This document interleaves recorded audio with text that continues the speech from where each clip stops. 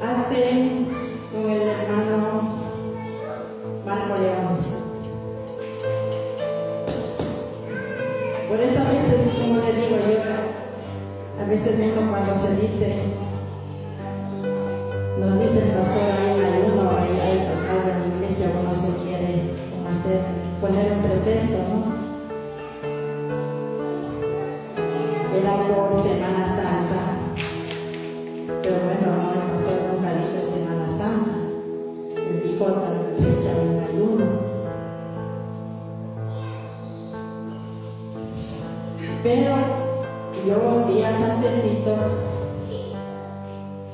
mi esposo y mi hijo ese tiempo estaban en la universidad, y la novia tenía un carrito, y me dice, mami, vamos a pasar la Semana Santa donde mis primos en el Pino, vamos para comer la panesa.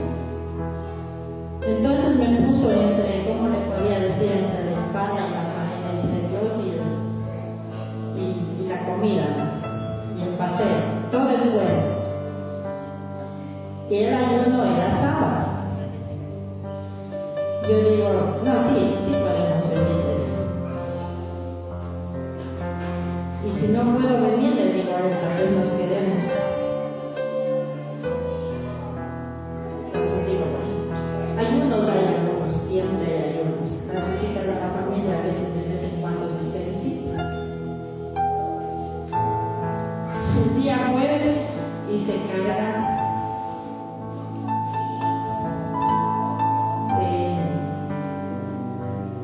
Usted sabe, aquí del oriente se llevan las guapas, el chontaduro, pescadito, todo lo hice, tranquilo, contenta. De acuerdo, ya teníamos el lugar pequeño, y entonces mi hijo dijo, mami, a las 4 de la mañana yo voy a estar aquí para de ahí salirnos pronto y yo vuelvo a usted para volver pronto.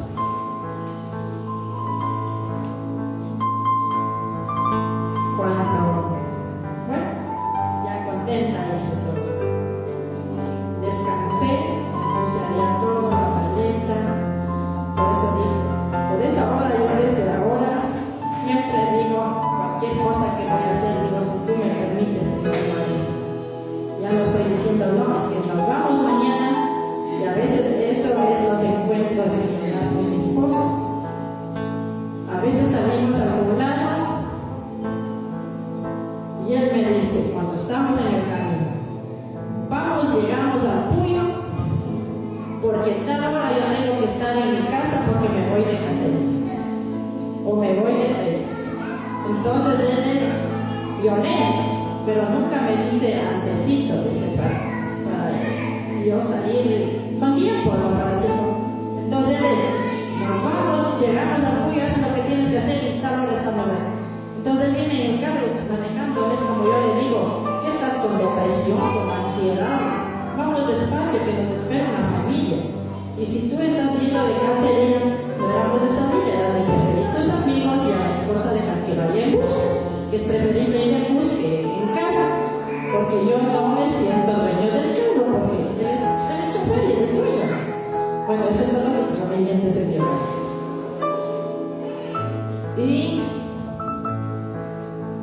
me acosté a dormir, creo que del gusto de ir al paseo me había olvidado hasta llorar.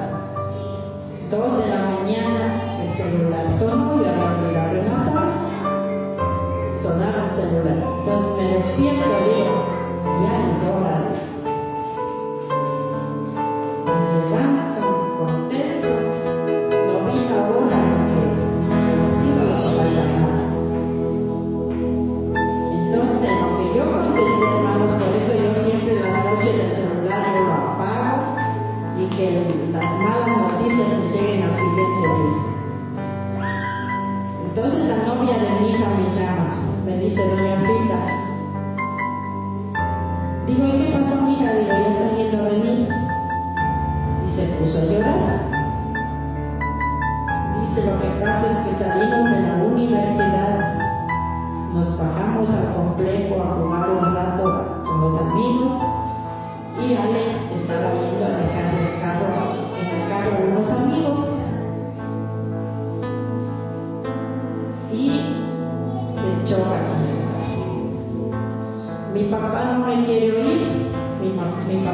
dice, resuelve como puedas. Así que a mí no me tomes en cuenta, por eso yo me estoy acudiendo a usted.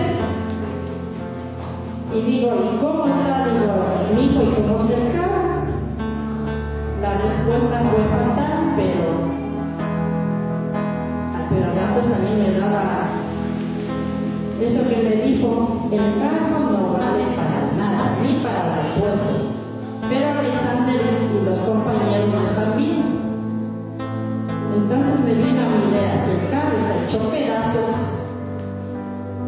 ¿qué espero yo de mi hijo que estaba manejando y los compañeros? Entonces en ese rato yo lo que me puse es a llorar. Me había perdido. Mi esposo y que se levantó me dijo, ¿qué pasa? Dijo, tu hijo se ha chocado. Eso es la borrachera, me dijo. Pero bueno, había corrido con los vecinos a decir que regalen ahorita de algo para los vecinos. Por ahí saben de lo que es le han dicho. Claro que usted haya venido por ahí tal vez medio hebreo y ya debe haber dicho tenerinas y ahora está buscando ahorita. Nadie le había hecho caso. Pero una vecina de acá le ha dicho, no, vamos a ver. Entonces me viene, y yo solamente me acordé que le abracé a la vecina y lloré, pero yo buscaba el ropa, pero mi mente estaba ya perdida. Cuando enseguida me llevaron, decían, vamos llevándole a la Roselina todo. Pero yo, mi mente era que ese tiempo la hermana esposa del pastor estaba recién dada a luz. Y yo le decía, no me lleven a ningún doctor, llévenme a la iglesia. Y llévenme a la iglesia que quiero que ore el pastor. Pero no me habían llevado de la doctora, y la doctora le había dicho que por un poquito no me dio un derrame y me quedaba ahí.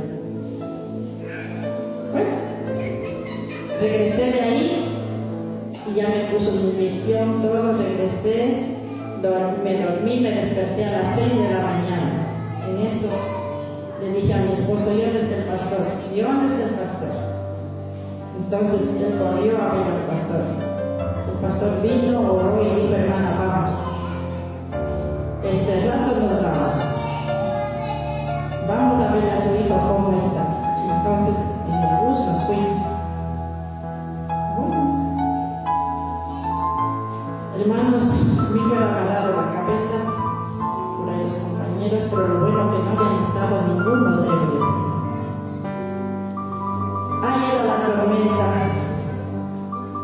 que cuando un carro particular lo choca a una camioneta de los taxis que hay en el Puyo, malo en la comparación, dice que se botan como gallinazos a defender al taxista. Y amigos todos me hundieron. Cuando por ahí vinieron los abogados, todo eso, a donde había sido el choque, lo único que yo dije es ahí, ustedes vendrán con cuántos abogados, pero yo tengo a mejor. No me cobra, pero voy a salir victorioso. Llegó el tiempo en que ya le demandaron. Entonces, no se fue preso mi hijo porque no había estado ebrio. Pero hermanos, por ahí hubo, no sé de dónde salieron testigos. Cuando ya en la sala, primera vez en mi vida, hermanos, estar yo en una sala de una audiencia, para mí era terrible. Yo decía, Señor, yo nunca debo estar ahí. Y miren por un hijo a dónde uno se llega. Cuando entrábamos a la sala, era un abogado de renombre el que había cogido los contrarios. Y el abogado de mi hijo era un joven. Entonces le dije, Señor, tú le has puesto a este humano, pero tú estás en medio de él. Bueno, el papá de la novia de mi hijo le cogió al abogado que entraba con los contrarios y le dijeron: ¿cuánto quiere? Te damos $5,000, te arreglamos el carro, pero no vamos a juicio. No, que aquí tenemos que sacar, porque así son los jóvenes de este tiempo, andan chocando y después se hacen los que no quieren pagar. Yo le dije al papá del novio, de la novia de mi hija, le dije: deje, adentro se va a arreglar. Y si es de pagarle lo que mi hijo ha hecho, es bien merecido, porque él no debía estar en ese lugar. Si teníamos un viaje, él debía decir: bueno, vamos a ir. Pero hermanos, yo pensé y dije: Señor, tú lo pusiste en ese obstáculo, porque quién sabe en el viaje que ya acabamos allá de años, quién sabe teníamos algún accidente que hasta nos moríamos todos. Yo sé que Dios nos puso esa prueba, nos puso esa barrera, que lo pase aquí para no ir a otro lado. Llegamos a la audiencia, hermanos, que triste para mí de ver que uno decía lo que decía, lo que decía. Yo solamente agachada y llorando, nada más. Le dije: Señor, que se haga lo justo. Si mi hijo es el culpable, pues tiene derecho a pagar, porque aquí tiene que haber justicia. Aquí no tiene que haber plata por encima de ningún abogado. Usted está ahí en el abogado, usted está en los jueces. Que sea tu voluntad. Esas son las palabras que yo decía. Cuando ya hubo los testigos, hablaron, todo triste, porque yo nunca había estado en presencia de eso. Entonces comenzó el juez a dar ya el veredicto terminal y dijo que Alexander Silva no era el culpable, que él quedaba libre y que toda la carga tenía el chofer, porque ha sido el chofer de ese taxi. Hermanos, yo me sentí bien alegre y le dije: Señor, alguna vez tiene que haber justicia, porque si yo he creído en usted es porque yo tengo esa fe.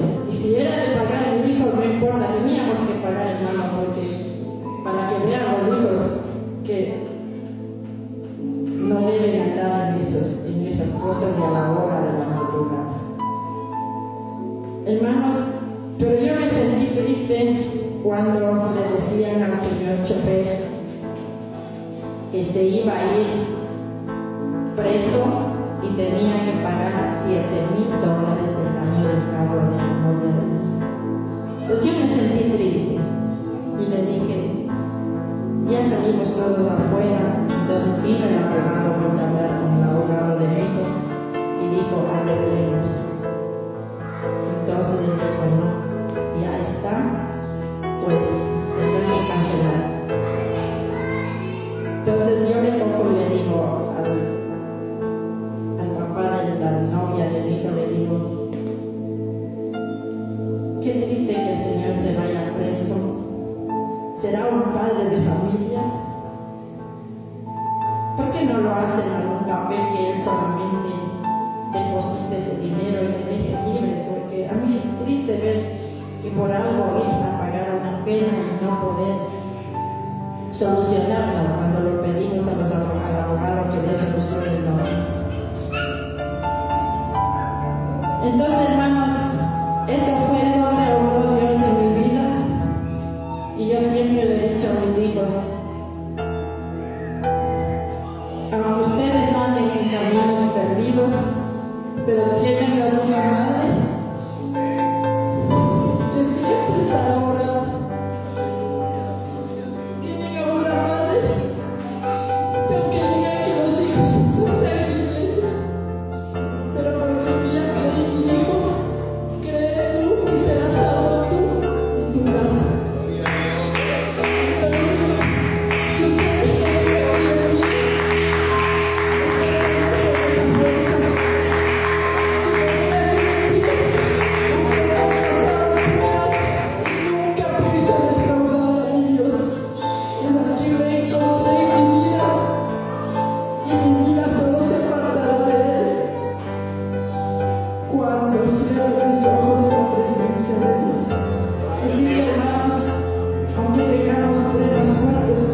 hijos